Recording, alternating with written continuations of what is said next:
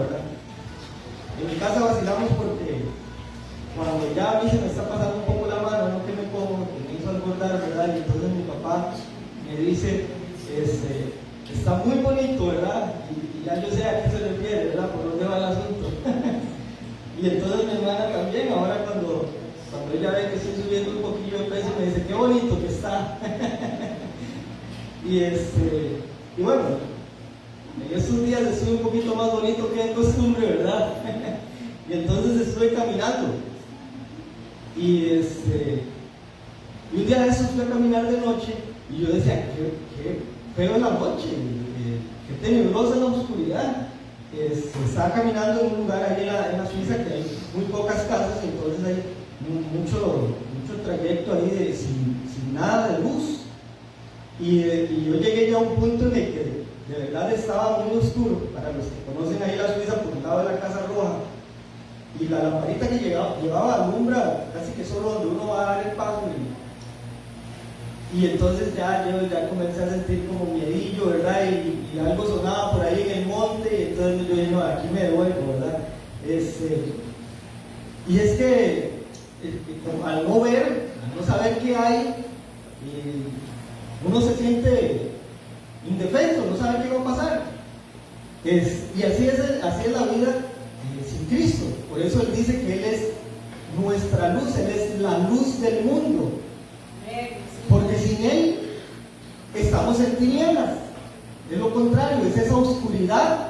Y entonces no sabemos qué va a pasar, no sabemos cuando dé el paso qué va a pasar ahí, no sabemos qué va a venir. En Cristo es diferente. Sabemos a dónde vamos, sabemos de dónde venimos y sabemos que cualquier cosa que pase, Él está con nosotros todo el tiempo. En Juan capítulo 12, versículo 32 en adelante, versículo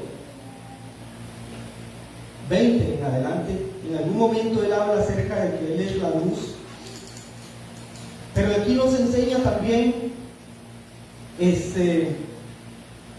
el motivo por el cual Jesús iba a morir. Y nos enseña como lo hacía Él, poniendo ilustraciones, ¿verdad? En algunas ocasiones, y esta es una de ellas, con respecto a la agricultura, cómo sembrar y qué ocurre cuando se siembra y todo esto. Él pone enseñanzas que, si después vemos los versículos que siguen, muy claras para entender lo que él quería decir en ese momento. Llegaron a buscarlos unos hombres griegos, dice ahí en el versículo 20, y llegaron y se acercaron a Felipe, que era de Betsaida, de Galilea, y le dijeron que querían ver al maestro, que querían hablar con el maestro. Felipe busca a Andrés y se van y buscan al Señor. Es interesante que menciona que Felipe era de Betsaida. Parece que esta región se mezclaban, por decirlo así, de alguna manera más con los griegos, y entonces probablemente por eso buscaron específicamente a Felipe. Tenían más confianza para acercarse a él. Y sabemos que por ejemplo, a aquella mujer Jesús le dice,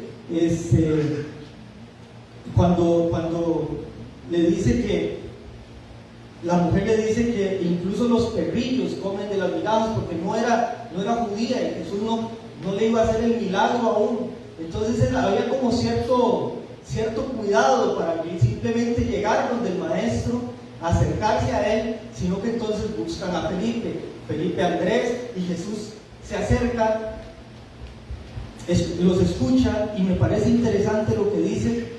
Comienza a hablar de que ya ha llegado su hora. Comienza a decirles que ya ha llegado su hora. Les da uno de los anuncios de que Él va a morir ahí en la cruz. Y es que Él vino primero a buscar al pueblo de Israel.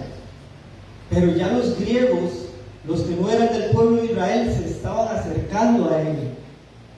Y esa es la bendición que nosotros hoy tenemos, que por decirlo de alguna manera, Dios hizo una pausa con Israel para que nosotros, los llamados gentiles, los que no éramos israelitas, pudiéramos acercarnos a Él, pudiéramos pasar a su presencia, pudiésemos ser salvos.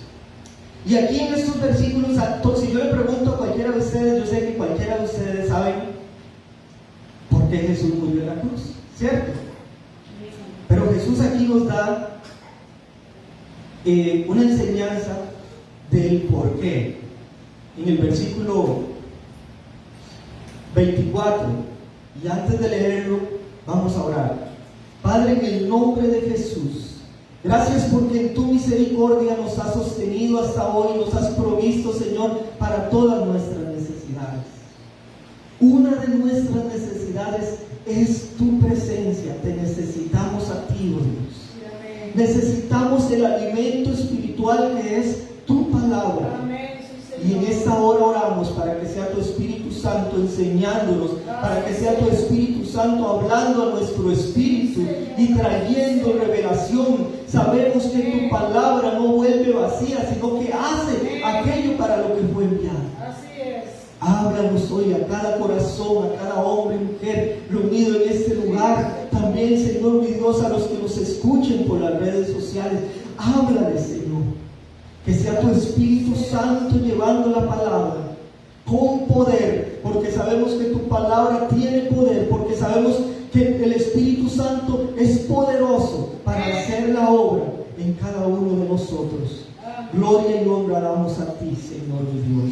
Juan 12:24 dice: de cierto os digo, que si el grano de trigo no cae en la tierra y muere, queda solo, pero si muere, lleva mucho fruto.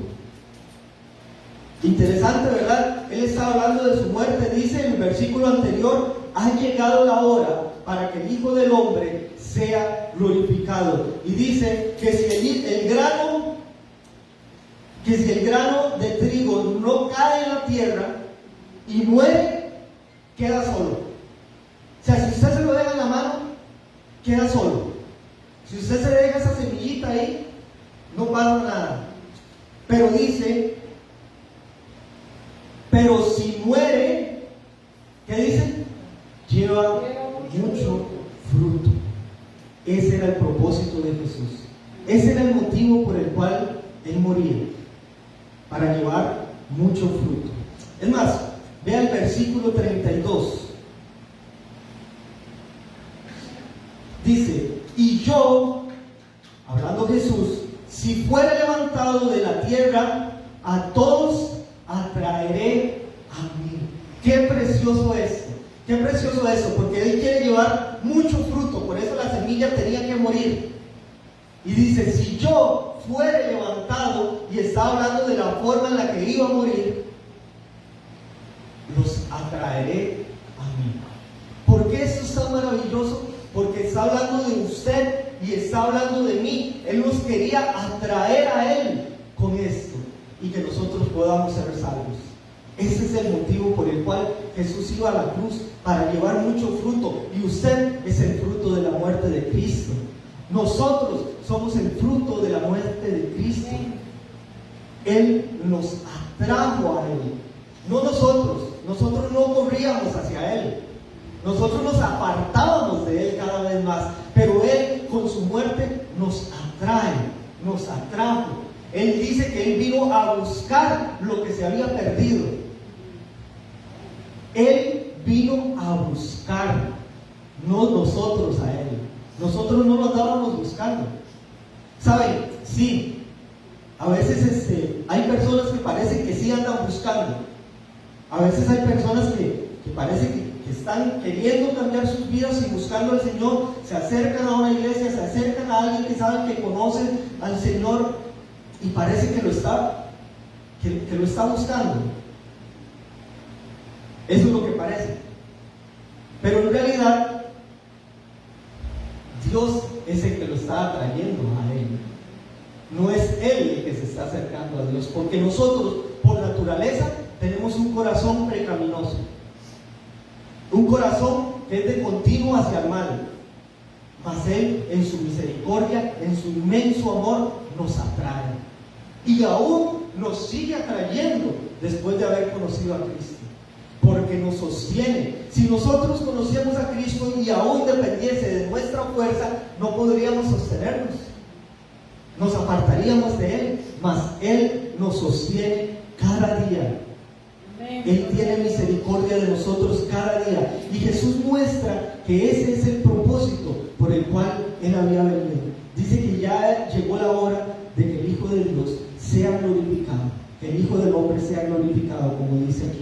Y entonces, ¿cómo va a ser glorificado? Habla de su muerte, habla de morir, habla de que la semilla tiene que morir para llevar fruto, habla de que va a tener que ser levantado para atraernos a Él. Y siempre que menciona que Él va a ser levantado, siempre recuerdo aquella historia de Moisés con el pueblo en el desierto, cuando levantan aquella serpiente de bronce y los que habían sido mordidos por aquella serpiente, dice ardientes en el desierto, volvían a ver aquella serpiente en aquella asta y eran sanados. Así todos nosotros fuimos mordidos por el pecado. Y la única forma de ser salvos, de ser sanados, es levantando nuestra mirada a Cristo, ahí en la cruz. Y Él cargó por nuestro pecado. Eso es lo que Él estaba haciendo ahí en la cruz. Eso era lo que Él quería que entendiéramos. Eso era lo que Juan estaba explicando en el Evangelio. También Marcos, Mateo y Lucas estaban explicando esto, ¿verdad? Y en los demás libros. Pero ahorita estamos viendo Juan, y eso era lo que explicaba y nos explica que Él es el Hijo de Dios, que Él vino para salvarnos. Y es maravilloso porque, como mencionábamos hace unos días, pensamos a veces que Dios está ahí esperando a que nos equivoquemos para mandarnos un rayo. Y como dice el pastor Hernán, a veces se desperdician muchos rayos, ¿verdad? Pero no es esa la intención de Dios. No es esa la intención. Él vino a salvarnos. Amén. Y a llevar, ¿cuánto? Mucho fruto. Mucho fruto. Gloria a Dios. O sea, con esto lo que quiere decir es que Él quiere que muchos sean salvos. Gloria a Dios por eso. Gloria a Él por eso. Cuando Jesús está hablando de esto, del grano que no muere, que lleva fruto, o si no se siembra no lleva fruto, yo me ponía a pensar, ¿habrán entendido? Y sí, aquí mismo está la respuesta. Le dice en el versículo 34, le preguntan. Versículo 34. Nosotros hemos oído de la ley que el Cristo permanece para siempre. ¿Cómo pues dices tú que es necesario que el Hijo del Hombre sea levantado? ¿Quién es este Hijo del Hombre? Ellos sí habían entendido. Ellos sí habían entendido. ¿Por qué? Porque habían escuchado que el Mesías, el Cristo, iba a permanecer para siempre. Pero no habían entendido la parte de que primero iba a morir y después iba a resucitar. Ellos sí entendieron esto. Le preguntan a Jesús, entonces, ¿por qué usted dice que es necesario que el Hijo del Hombre sea levantado? O sea, que muera. ¿Por qué? Y interesante la respuesta de Jesús. Les dice que por un poco está la luz entre vosotros. Como me pasaba a mí, por un poquito estaba la luz ahí y podía ver, pero después se iba y ya no veía nada. Y qué susto, qué miedo, que llegue un momento en el que ya no tengamos oportunidad, en el que ya no haya opción. Por eso la Biblia nos dice que el día de salvación es hoy. Es hoy cuando tenemos la luz. Es lo que nos está diciendo, le está diciendo Jesús. Claro, Él les estaba hablando de que por un poco más de tiempo Él iba a estar ahí con ellos. Pero nosotros, por un poco más de tiempo, todavía tenemos la oportunidad de volvernos a Cristo, de volver nuestra mirada a Él. De los que no han creído, que crean. Y de los que han creído, permanecer firmes y seguirlo a Él. Aún la luz por un poco más de tiempo está entre nosotros, dice.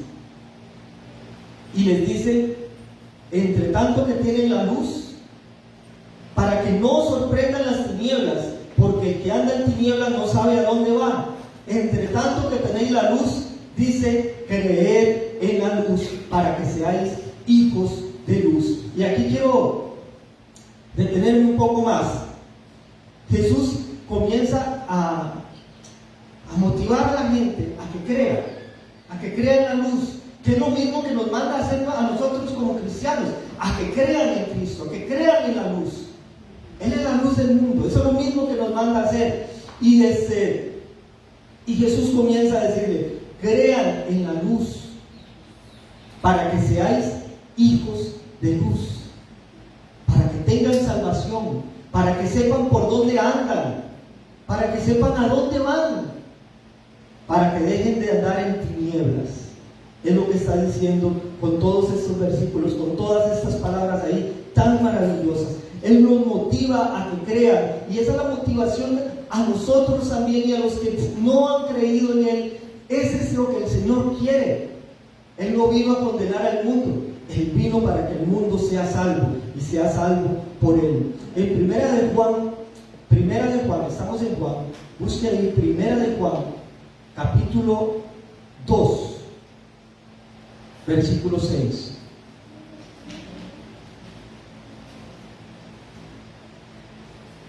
Les dice: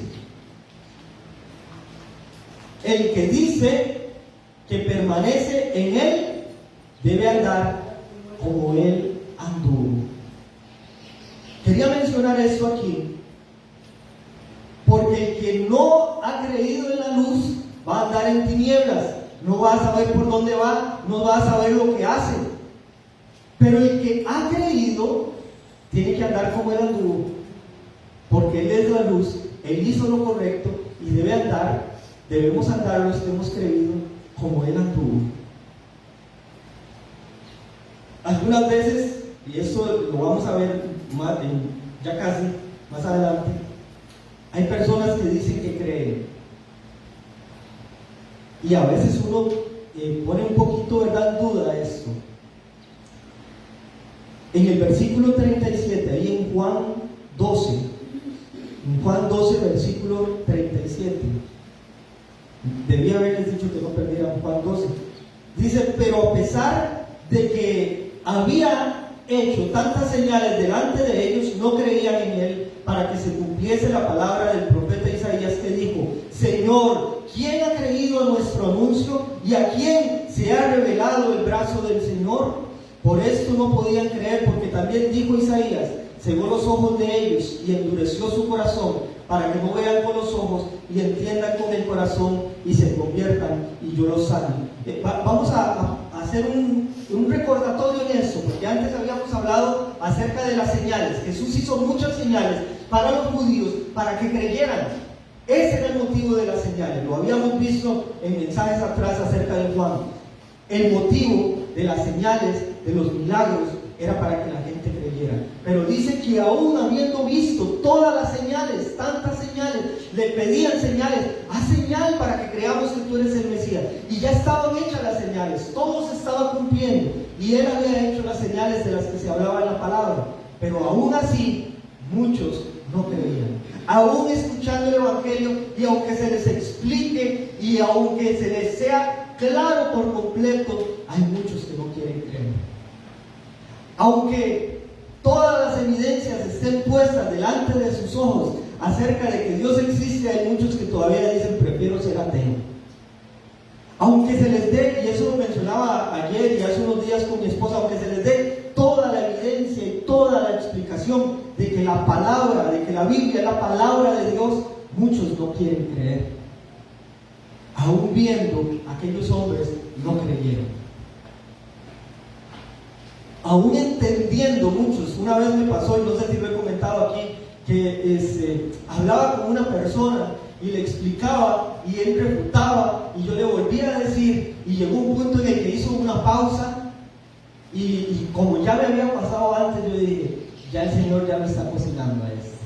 Y hizo una pausa, agachó la cabeza y yo también mantuve silencio un segundo pensando en que ya había comprendido, y levanta la cabeza y dice: yo sé que usted tiene razón, pero no lo quiero creer. Qué difícil. Había invertido mi tiempo, pero el que invirtió fue Cristo en la cruz, y Él no quiso creer. Así sucede, aún personas escuchando, entendiendo, sabiendo, pero ¿saben por qué es? Porque quieren seguir viviendo en su pecado, porque quieren seguir viviendo en adulterio, en fornicaciones, con las drogas, con todas aquellas cosas que les provocan placer. Quieren seguir con eso y no se quieren apartar de eso, pero están perdiendo su vida. Pensando que la ganan, están perdiendo su vida. Pensando que lo que están recibiendo es bueno, están perdiendo su vida. Por no creer en Cristo, por no apartarse de eso. Si una persona dice que no cree en Dios, en primer lugar la Biblia nos dice que todas las personas saben que Dios existe. Pero cuando una persona pone esto como pretexto, es porque si no hay Dios, no hay quien los juzgue y pueden vivir como quieran. Si la Biblia no es la palabra de Dios, entonces puedo vivir como quiera, porque no hay una ley moral que me vaya a juzgar. Es por eso que la gente no quiere creer. Pero Dios existe aunque la gente no quiera creer que Él existe. La Biblia es la palabra de Dios aunque la gente no quiera creer que es la palabra de Dios. Y la prueba más grande de esto es el testimonio que el Espíritu Santo de Dios nos da a nosotros. ¿O acaso usted que no ha creído, acaso usted que ha creído, aún no entiende que es la palabra de Dios? ¿Verdad que sí lo entiende? ¿Por qué? Porque el Espíritu Santo le da testimonio de que es la palabra, de que debe obedecerla.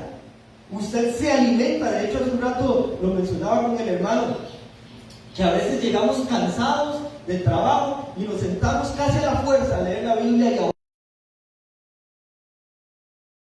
montar de ahí, porque es un regocijo, es una fuerza que el Señor nos da, es la palabra de Dios. Ningún otro libro hace eso.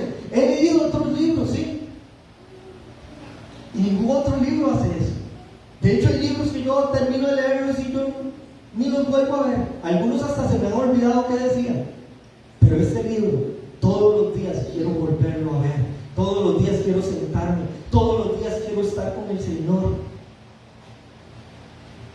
Él es real. Y Jesucristo nos motiva a creer. Nos guía, nos atrae a creer. Pero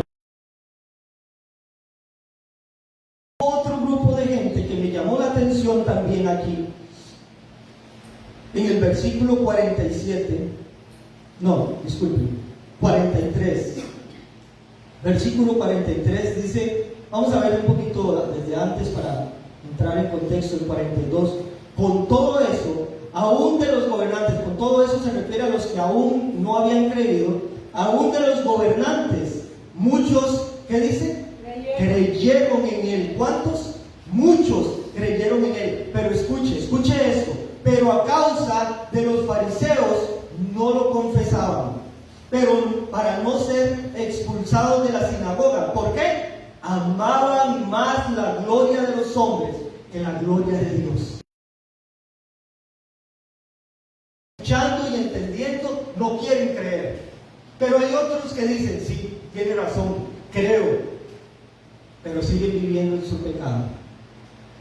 Saben que esa es la verdad, saben que eso es lo que les conviene y lo creen, pero siguen viviendo en su pecado. Se ocultan incluso, se confunden entre los que no son cristianos y hacen lo mismo que los que no son cristianos. ¿Por qué? Quizás del todo no están convencidos, no se han arrepentido de sus pecados. ¿Será que no han creído de verdad? Solamente lo saben aquí y no aquí. Hay mucha diferencia en eso. Y para esto quiero que veamos un versículo en Lucas capítulo 9. Lucas 9, versículo 25.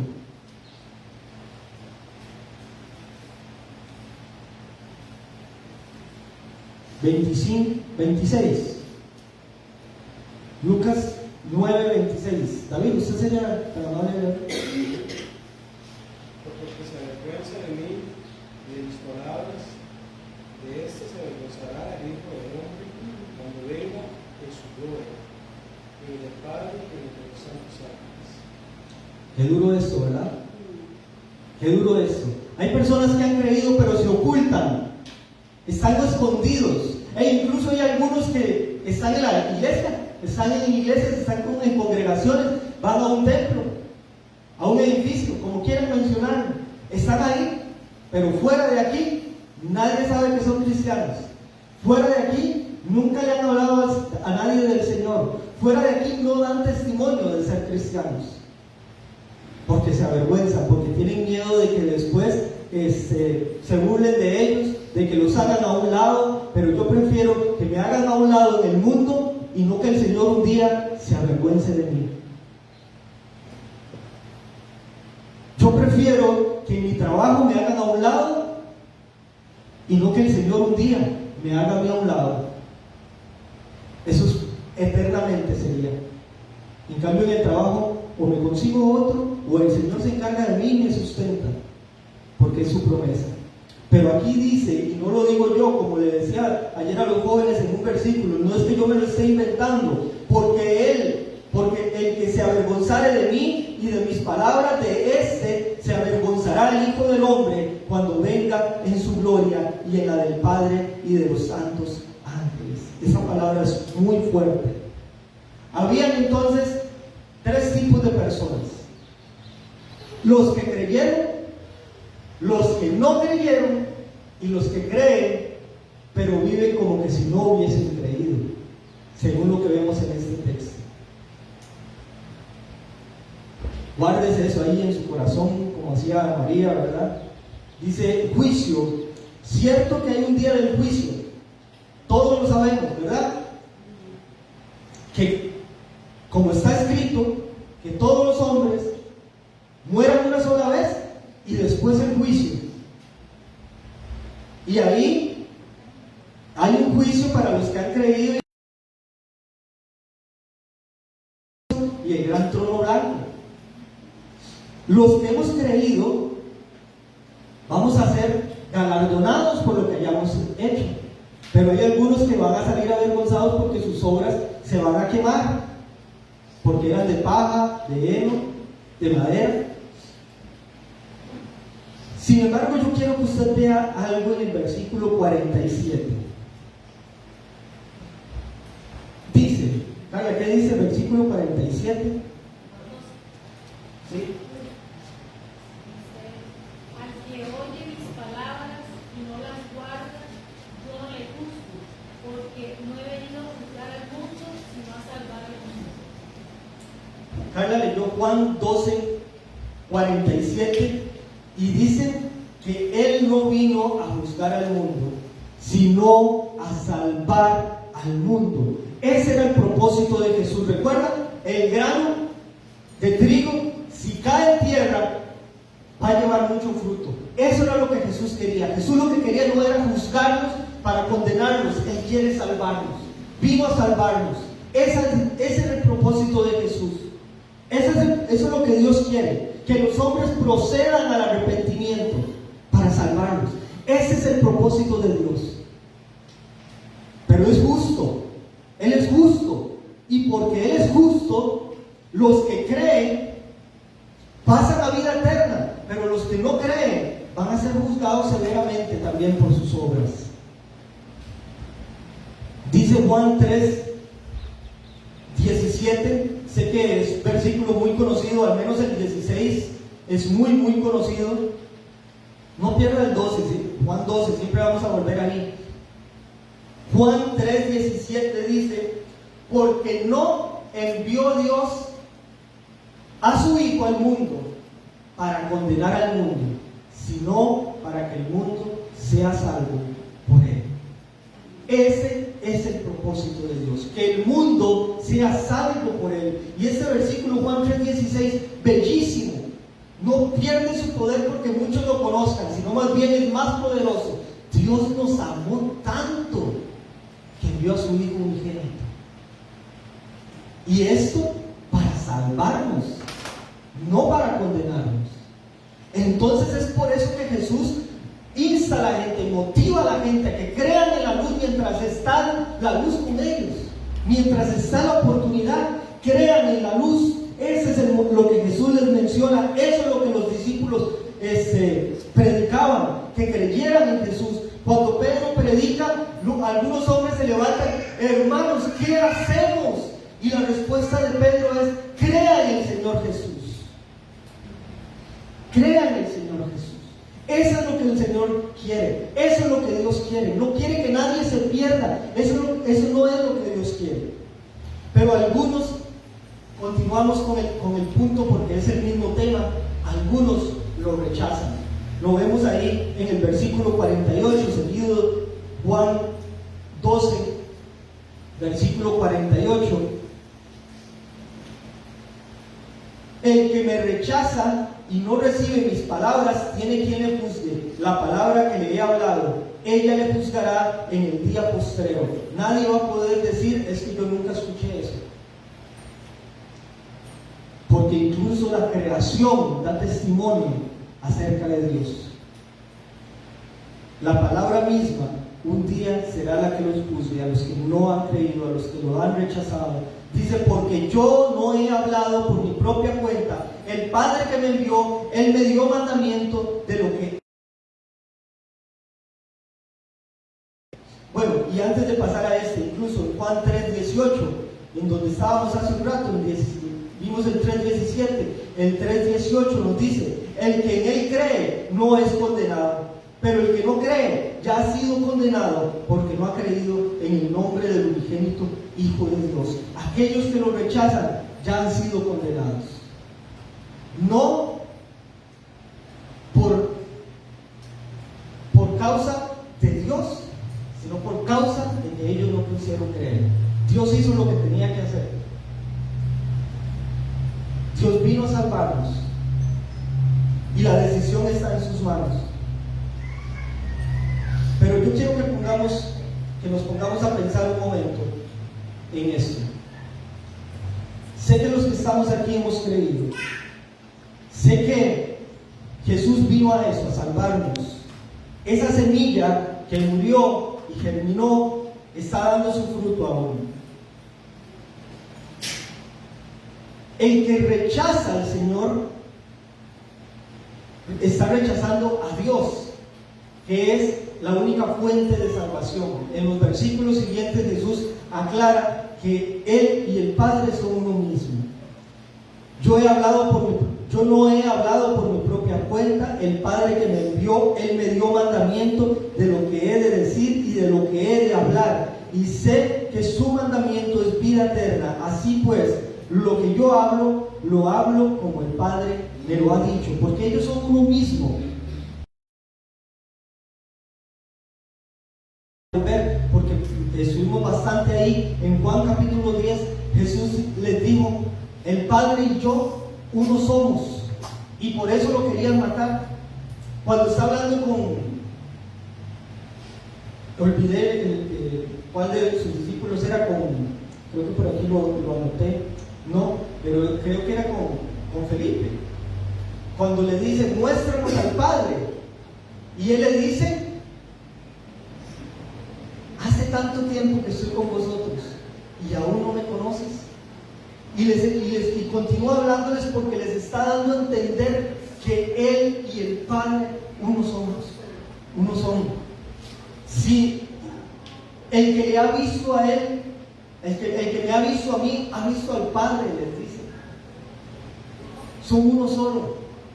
Cuando rechazan a Cristo, están rechazando la salvación de Dios, porque en ningún otro hay salvación. Entonces yo quiero que usted piense en esto en este momento. Como les decía, sé que somos salvos los que estamos aquí. Si hay alguno que todavía tiene una duda ahí en su corazón y le salta el corazón cuando habla de que si somos salvos, póngase a cuentas con el Señor hoy mismo. Crea en el Señor. Esa es la única forma de ser salvo. No hay otro. No es por sus buenas obras, no es por la religión que usted profesa, no es por la tradición de sus padres, es por creer en Cristo. Por eso el Señor está ahí insistiendo. Crea en el Señor Jesús, crea. Ahora, hay algunos que creyeron y se mantenían ocultos. Es muy fácil ser cristiano aquí, entre estas cuatro paredes. Es muy fácil, porque todos lo son. Y entonces, qué fácil es confesar a Cristo. Qué fácil es levantar nuestras manos, aunque algunos no quieran, pero qué fácil es hacerlo si usted quiere hacerlo. Qué fácil es entonar el canto y exaltar a Cristo. Qué fácil, aquí.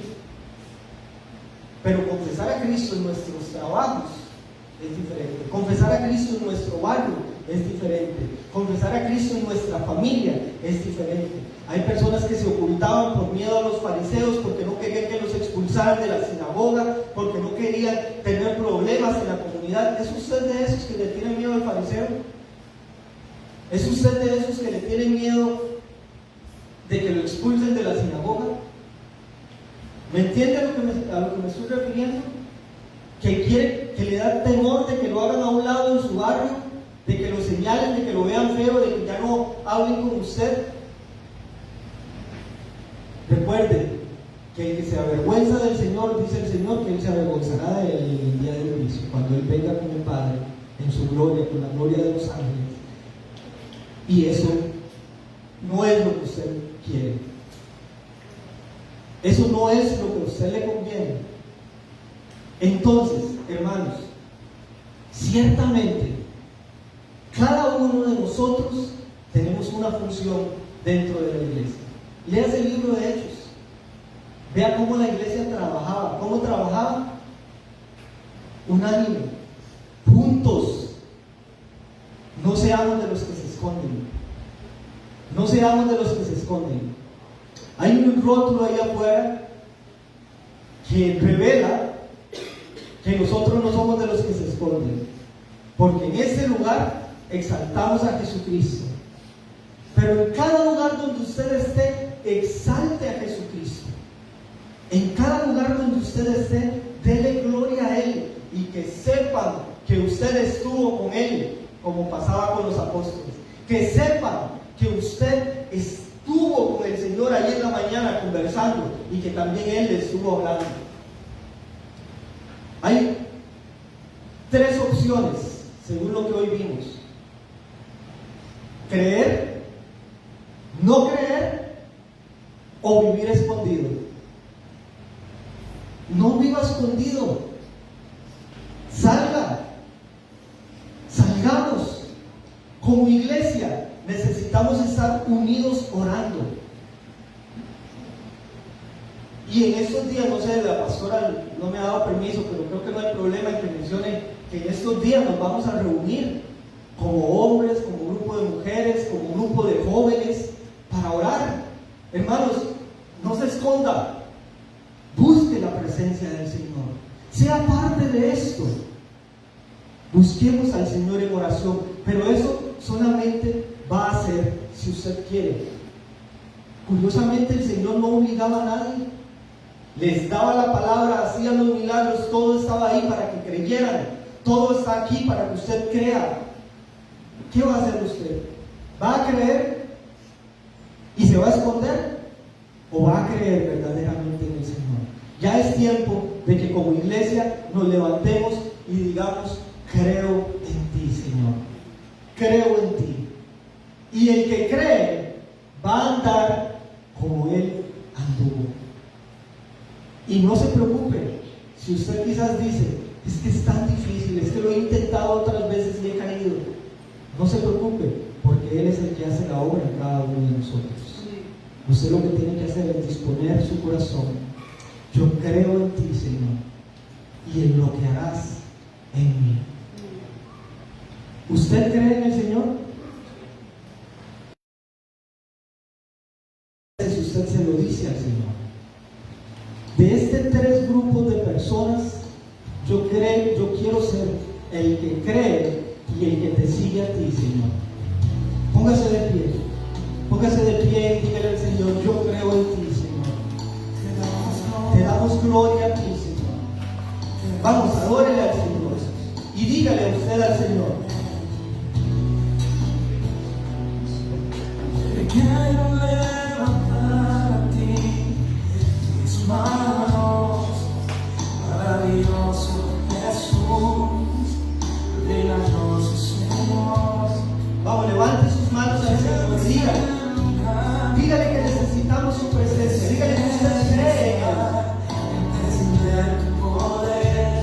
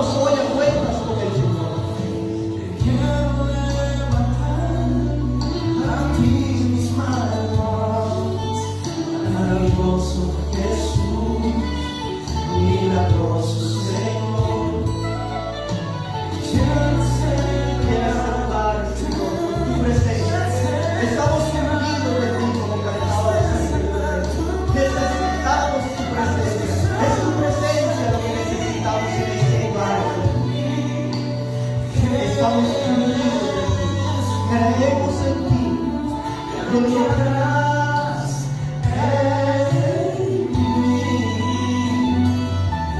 Creo en ti, que eres tú, que lo harás en mí. Hermano, es el Señor el que hace la obra en cada uno de nosotros. Es el Señor el que va a hacer la obra en cada uno de nosotros, en su vida y en su familia. Él va a usar su Espíritu, su palabra y su Espíritu Santo va a estar obrando en usted. Es el Espíritu Santo el que se mueve con poder en la iglesia. Es el Espíritu Santo el que guía la iglesia. Usted debe disponer su corazón. Disponga su corazón al Señor.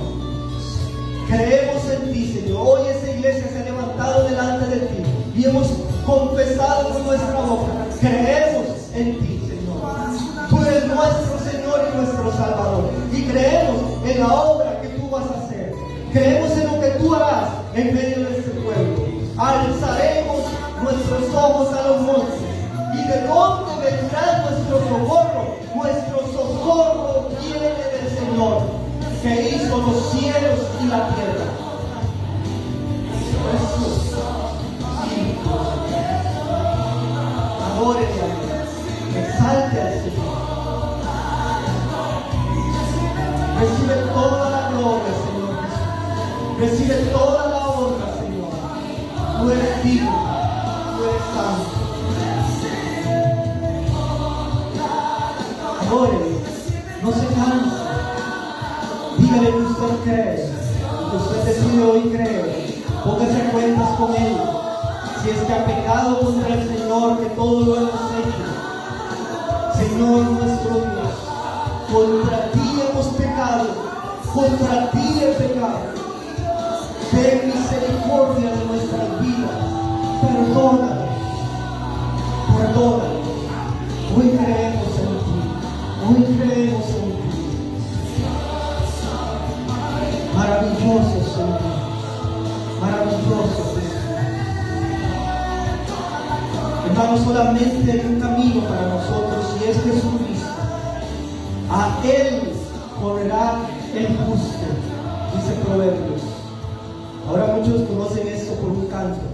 Vamos, siga con ese mismo amor, con ese mismo entusiasmo adorando al Señor.